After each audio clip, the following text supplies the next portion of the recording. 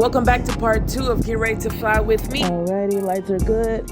There are 5 different exterior lights that allow you to be seen and also communicate to other pilots to inform them what you're doing. The beacon on. Alrighty, next on our list is fuel. 3 things that you'll need is the jar fuel tester, and we're also looking for the fuel gauge tester. And can't forget a paper towel, because although I love the smell of fuel, I do not want to smell like it. I made sure we got some fuel, you know what I'm saying? Don't want to drive up there and be like, no. Your girl got an electric car, so you know I don't really check fuel anymore. But this keeps me traditional. There are 2 fuel tanks, so gotta do both sides. Okay, clear blue. That's what you want to see. Make sure it doesn't have any bubbles. No farts in the fuel.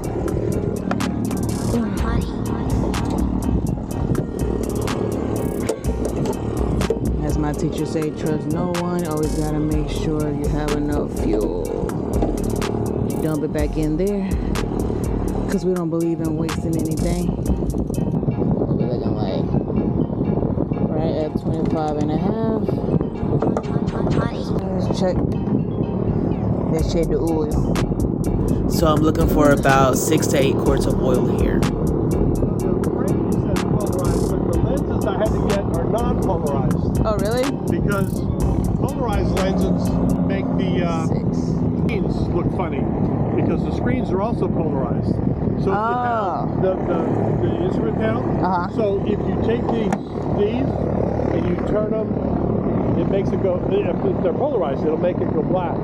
Oh, wow. Are those polarized lenses? No. Okay, good. These are cheap fashion glasses.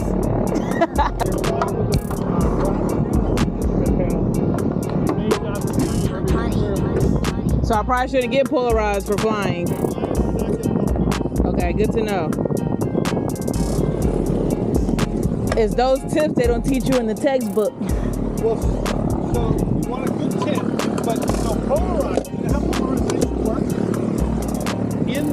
In the lens, there are fine lines of black. Okay. And they either go this way or this way. So let's say they're this way.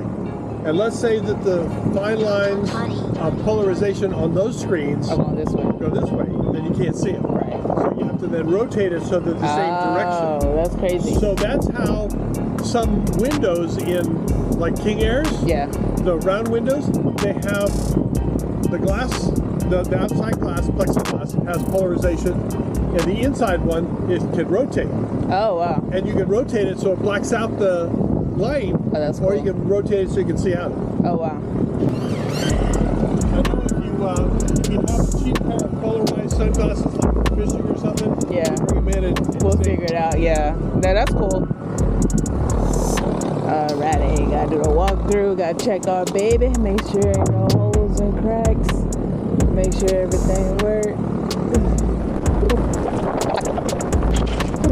Gotta toot that thing good.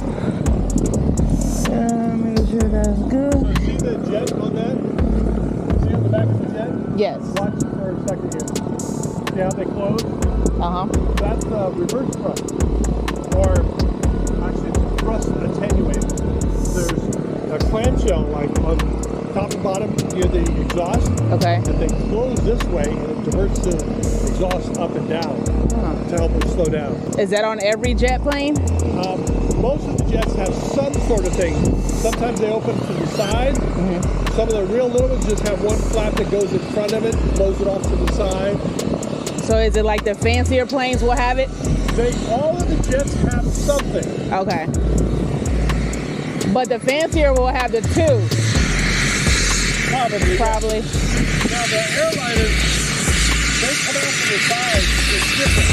That's where the hinge is.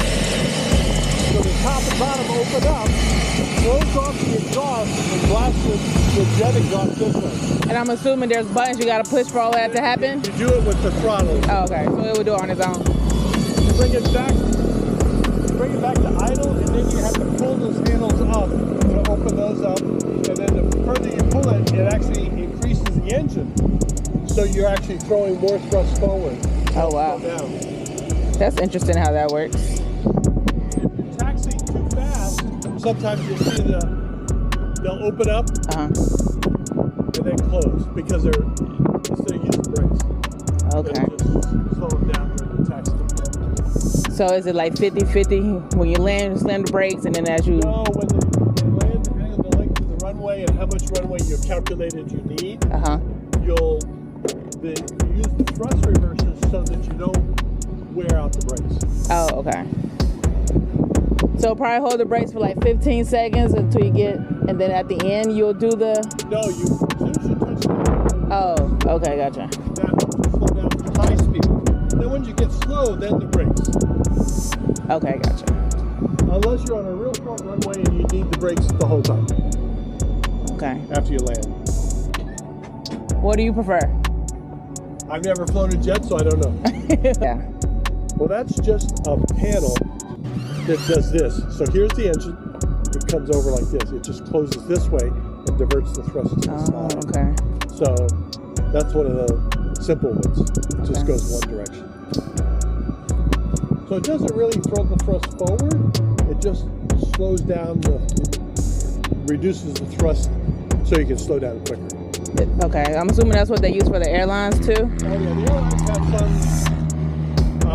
and each engine manufacturer will have a different way of doing it.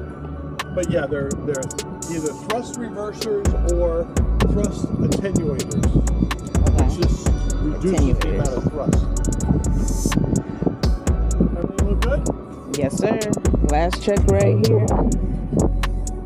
Tires look good? Bald spots? Nope.